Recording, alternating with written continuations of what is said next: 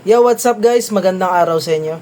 Ngayong araw pag-uusapan natin ang piso per parcel na pinost ni Rosemar.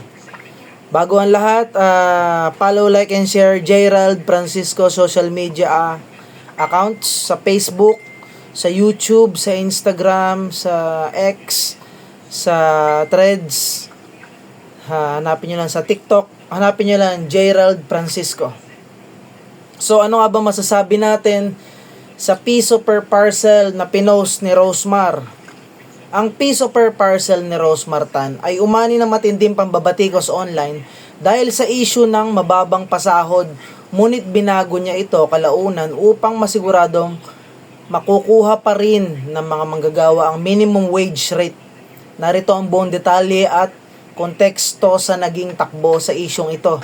Ang pinagmulan ng issue, ang job offer. Nag-post si Rosemar sa kanyang Facebook na naghahanap siya ng mga magbabalot ng kanyang skincare products sa Tagaytay. Ang sistema, piso ang bayad sa bawat parcel na may babalot, piso per parcel. Sinabi niya na kung makakabalot kayo ng 2,000 parcel a day, ang isang tao, kikita ito ng 2,000.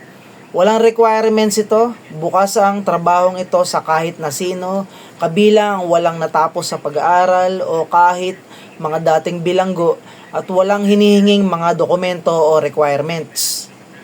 Ang reaksyon ng publiko, umani ito ng pambabatikos, maraming netizen at content creator ang bumatikos dito dahil sa liit ng halaga ng piso.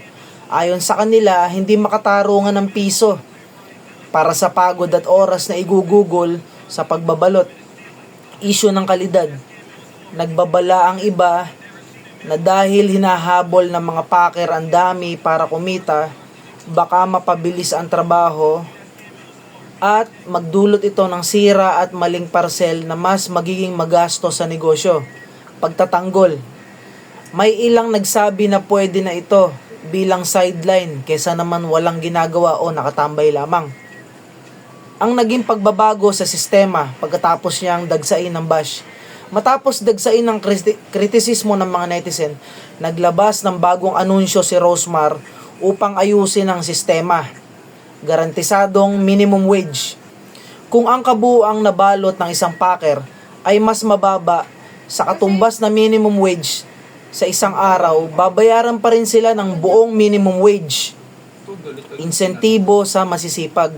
Kung ang bilang ng nabalot ay lumagpas sa halaga ng minimum wage, makukuha pa rin nila ang sosobrang kita.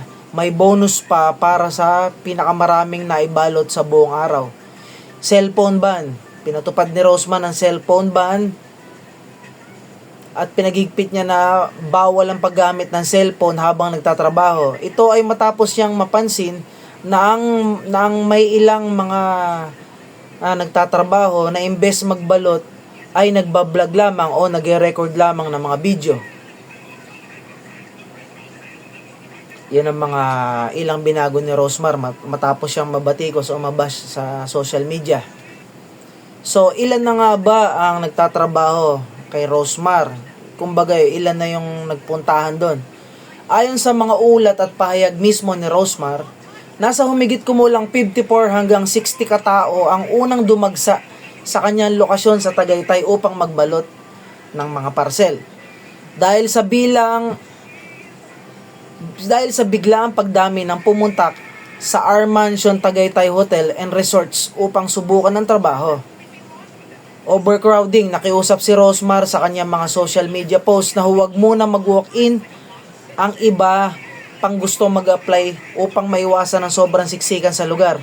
Libreng pagkain upang maasikaso ang unang mga dumating. Nagbahagi siya ng mga larawan na nagpapakita na pinakain niya ang mga tao at binigyan niya ng inumin ng mga nagtatrabaho sa kanyang nagtatrabahong mga packers. Ilang minuto nga ba isang araw?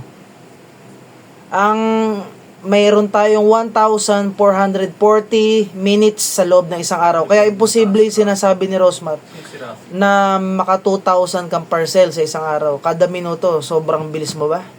Hindi pwede yan. God bless you all. Peace.